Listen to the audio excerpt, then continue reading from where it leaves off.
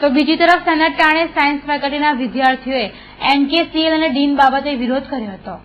Senate બેઠકના સમયે science ફેકલ્ટીના વિદ્યાર્થીઓએ ભારે વિરોધ પ્રદર્શન સાથે રોષ વ્યક્ત કર્યો હતો। વિદ્યાર્થીઓએ એમકેસીએલની બાબતે તથા ડીનના વ્યવહાર અંગે વિરોધ કરી એમકેસીએલ હટાવવાની માંગ કરી હતી। ફેકલ્ટી ડીનને જયારે અમે મળવા જઈએ છીએ તો એવું કહે છે કે તું કયા હોદ્દા પર છે, આજે તારા પાસે શું સ્ટુડન્ટ લીડર છે? સ્ટુડન્ટ લીડર હોય તો બી ઇન્ડિવિજ્યુઅલ આવવા જોઈએ મને મળવા।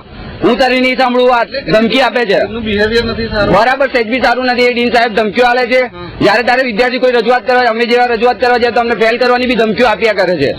અને વિદ્યાર્થીઓને હા ફેકલ્ટી ડીન હટવું જોઈએ ત્યારે, કારણ કે કોઈ વિદ્યાર્થીનું જયારે કોઈ વિદ્યાર્થી એમની સમસ્યા લઈને ફેકલ્ટી ડીન સમક્ષ જાય છે ત્યારે એમને એમના ડીન ઓફિસની બહાર જ એવું કહી દે કે મારે હમણાં લંચ બ્રેક ચાલે છે, બહાર જતા રહો, હમણાં હું કામમાં છું, બહાર જતા રહો, એ રીતે કહીને એ લોકોને ભગાડી મૂકે છે વિદ્યાર્થીઓને। તો ફેકલ્ટી શેના માટે છે? વિદ્યાર્થીઓની રજૂઆત સાંભળવી જોઈએ કે નહીં જોઈએ? कहीं नहीं है।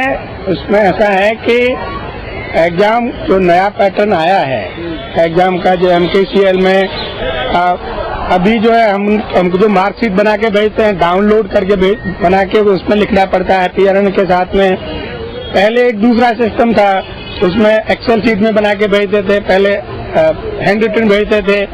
तो कई बार ऐसा होता है कि टीचर को कुछ कंफ्यूजन होता है कि भाई नए सिस्टम की जगह पुराने स्टाइल से बना दी, वो वापस हो जाती है, फिर दोबारा बन के आती है ना। तो ऐसे थोड़ा डिले हो जाता है। करना है ऐसा नहीं है काम नहीं हो रहा, सभी काम हो रहा है। लेकिन आपके खिलाफ भी पर्सनली शिकायत है उनकी कि आप सही से जवाब नहीं देते। नहीं, वो तो गलत है। मैं ऐसा कुछ भी नहीं है, ऐसा कुछ भी नहीं है। जो भी स्टूडेंट आता है मैं उसको जो भी जेन्युइन डिमांड है उसको